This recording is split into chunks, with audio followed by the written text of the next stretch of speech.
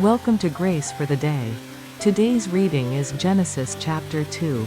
May the peace of the Lord be with you as you listen.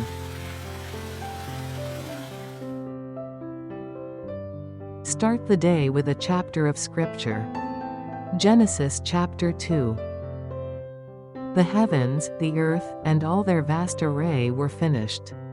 On the seventh day God finished his work which he had done, and he rested on the seventh day from all his work which he had done. God blessed the seventh day, and made it holy, because he rested in it from all his work of creation which he had done. This is the history of the generations of the heavens and of the earth when they were created, in the day that Yahweh God made the earth and the heavens. No plant of the field was yet in the earth, and no herb of the field had yet sprung up, for Yahweh God had not caused it to rain on the earth. There was not a man to till the ground. But a mist went up from the earth, and watered the whole surface of the ground. Yahweh God formed man from the dust of the ground, and breathed into his nostrils the breath of life, and man became a living soul. Yahweh God planted a garden eastward, in Eden, and there he put the man whom he had formed.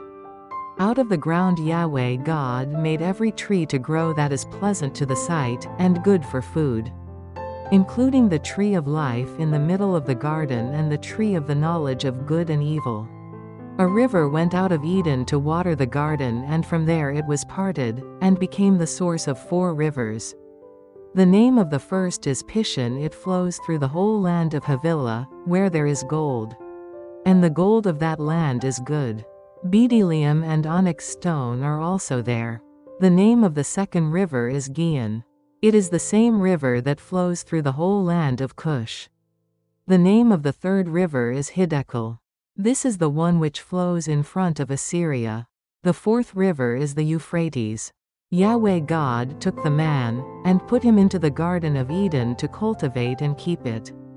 Yahweh God commanded the man, saying, "You may freely eat of every tree of the garden. But you shall not eat of the tree of the knowledge of good and evil, for in the day that you eat of it, you will surely die." Yahweh God said, "It is not good for the man to be alone. I will make him a helper comparable to him." Out of the ground Yahweh God formed every animal of the field, and every bird of the sky, and brought them to the man to see what he would call them. Whatever the man called every living creature became its name. The man gave names to all livestock, and to the birds of the sky, and to every animal of the field, but for man there was not found a helper comparable to him. Yahweh God caused the man to fall into a deep sleep. As the man slept, he took one of his ribs, and closed up the flesh in its place. Yahweh God made a woman from the rib which he had taken from the man, and brought her to the man.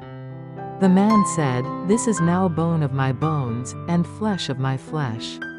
She will be called woman, because she was taken out of man. Therefore a man will leave his father and his mother, and will join with his wife, and they will be one flesh." The man and his wife were both naked, and they were not ashamed. Thank you for listening. May you be filled with God's peace today and always.